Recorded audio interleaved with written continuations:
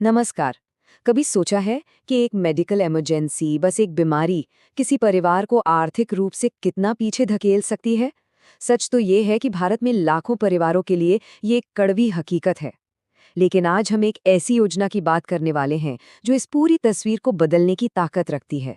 नाम है आयुष्मान भारत। चलिए एक सवाल से शुरू करते हैं।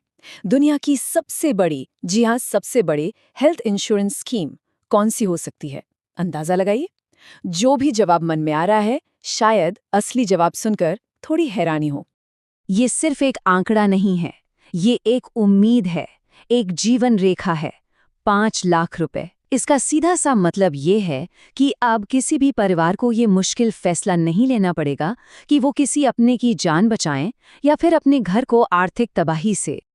तो पिछले सवाल का जवाब है आयुष्मान भारत, जिसे हम प्रधानमंत्री जन आरोग्य योजना यानी पीएमजेएवाई के नाम से भी जानते हैं। और ये कोई मामूली योजना नहीं है, ये वो स्कीम है जो भारत में हेल्थ केयर के मायने ही बदल रही है। तो आखिर क्या है इस इतनी बड़ी, इतनी महत्वाकांक्षी योजना के पीछे का मकसद? इसका मिशन सुनने में बहुत सीधा है, लेकिन इसका असर बहुत गहरा है। और वो मिशन इस एक लाइन में छिपा है। स्वास्थ्य एक अधिकार, विशेषाधिकार नहीं।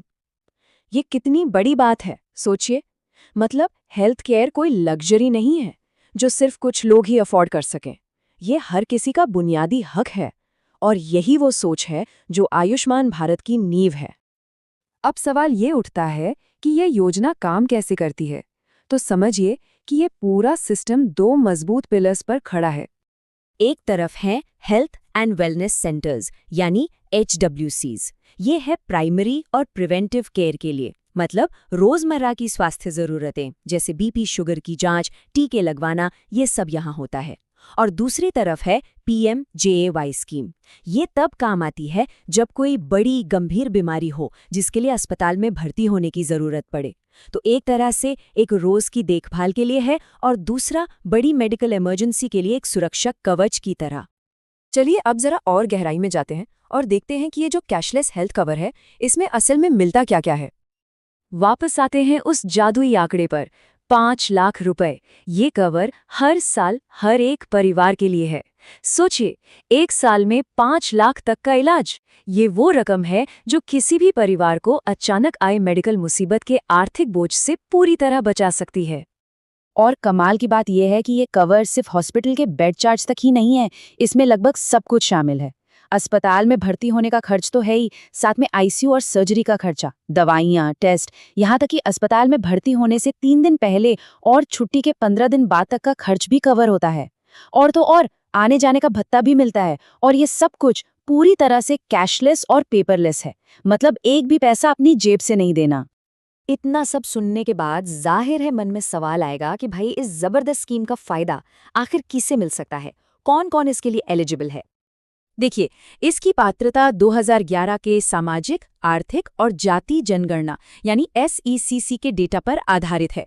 और इसका फोकस समाज के सबसे जरूरतमंद और कमजोर तबकों पर है, जैसे ग्रामीण इलाकों में SC/ST परिवार, भूमिहीन मजदूर या वो परिवार जो एक कमरे के कच्चे मकान में रहते हैं। वहीं शहरी इलाकों में कूड़ा बीनने वाले, सफाई कर्मचारी, दिहाड़ी मजदूर, ऐसे लोगों को इसमें शामिल किया गया है। ठीक है, ये तो समझ आ गया कि कौन एलिजिबल है, पर इतनी बड़ी योजना को पूरे देश में लागू कैसे किया जाता है? इसका ऑपरेशनल मॉडल क्या है? यहाँ पर राज्यों को थोड़ी फ्लेक्सिबिलिटी दी गई है। उनके पास 3 मॉडल हैं। पहला है ट्रस्ट मॉडल, जिसमें राज्य सरकार सीधे सीधे स्कीम को खुद चलाती है। दूसरा है इंश्योरेंस मॉडल, जिसमें राज्य एक बीमा कंपनी को हायर करता है जो सारे क्लेम्स मैनेज करती है। और तीसरा है मिक्स्ड मॉडल। जैसा कि नाम से ही जाहिर है, ये दोनों का एक मिलाजुला रूप है। एक बहुत जरूरी बात, ये स्कीम सिर्फ इलाज मुहैया कराने तक सीमित नहीं है। इसका एक बड़ा मकसद ये भी है कि इलाज अच्छी क्वालिटी का हो। इसीलिए जो अस्पताल क्वालिटी के ऊंचे स्टैंडर्ड्स को पूरा करते हैं, जैसे जिनके पास NABH सर्टिफिकेशन है, उन्हें यह स्कीम ज्यादा पैसे देती है। मतलब अच्छी क्वालिटी वाले अस्पतालों को एक तरह का इंसेंटिव मिलता है। तो इतने साल हो गए इस स्कीम को, इसका असर क्या हुआ है, इसका इम्पैक्ट कैसा रहा है? चलिए अब जरा आंकड़ों पर नजर डालते हैं, क्योंकि आंकड़े झूठ नहीं बोलते। 6 करोड़ से ज्यादा सोचिए जरा इस नंबर के बारे में। 6 करोड़ से ज्यादा मरीजों को इस स्कीम के तहत मुफ्त इलाज मिल चुका है। ये आंकड़ा दुनिया के कई देशों की कुल आबादी से भी ज्यादा है। और इन इलाजों पर खर्च कितना हुआ? 75,000 करोड़ रुपए से भी ज्यादा। ये वो पैसा है जो लोगों को अपनी जेब से या कर्ज लेकर नहीं देना पड़ा। मतलब इतने 1,000 करोड़ रुपए का आर्थिक बोझ सीधे सीधे परिवारों के ऊपर से हटा है। याद है हमने हेल्थ एंड वेलनेस सेंटर्स की बात की थी? आज पूरे देश में ऐसे 1.5 लाख से ज्यादा सेंटर काम कर रहे हैं। यानी प्राइमरी हेल्थ केयर अब लाखों लोगों के घर के और भी करीब पहुंच चुका है। और इलाज करवाने के लिए जो अस्पतालों का नेटवर्क है वो भी बढ़कर 27,000 से ज्यादा हो गया है।